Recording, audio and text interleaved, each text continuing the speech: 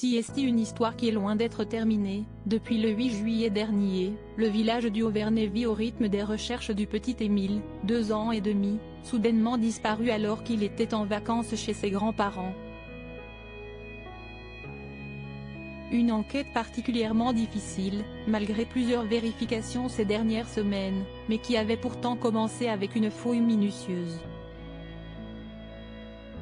S'il y a bien une chose dont on peut être sûr concernant l'enquête sur la disparition du petit Émile, c'est que les enquêteurs ont mis tous les moyens en œuvre pour le retrouver, dès le 8 juillet, alors que sa disparition n'a été signalée que depuis quelques heures par la famille du garçonnet au Auvernais. D'intenses battues se mettent en place sous un soleil de plomb.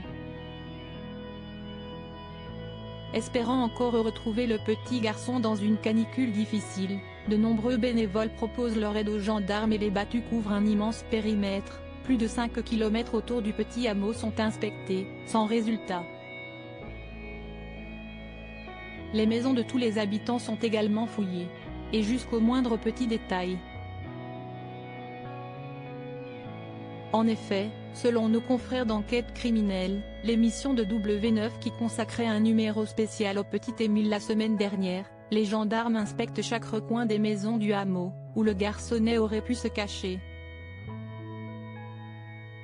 CST allait, certaines fois, jusqu'à fouiller les congélateurs des maisons, explique l'une des journalistes spécialisées.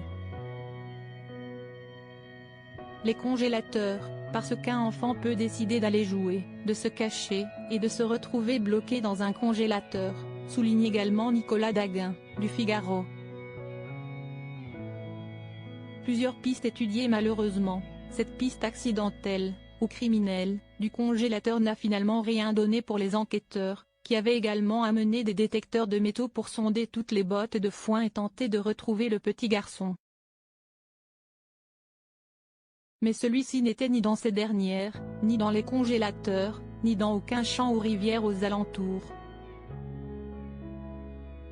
Désormais persuadés que la piste criminelle est la seule valable, les gendarmes ont perquisitionné, il y a quelques jours, un jeune homme de la région, connu pour sa conduite dangereuse en tracteur et qui aurait pu percuter le garçonnet, parti seul de chez ses grands-parents selon leurs témoignages. Pour le moment, rien ne semble avoir été trouvé chez lui, ni chez l'autre habitant dont la dalle, construite en plein mois de juillet, avait tant fait débat.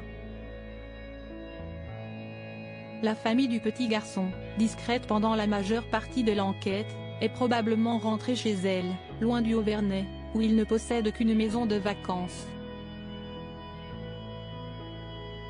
Ses parents, les jeunes Colomban et Marie, également parents d'une petite Alaïs, doivent tout de même prier, eux qui sont si croyants, pour qu'un jour, la police sache enfin ce qui est arrivé à leur adorable bambin.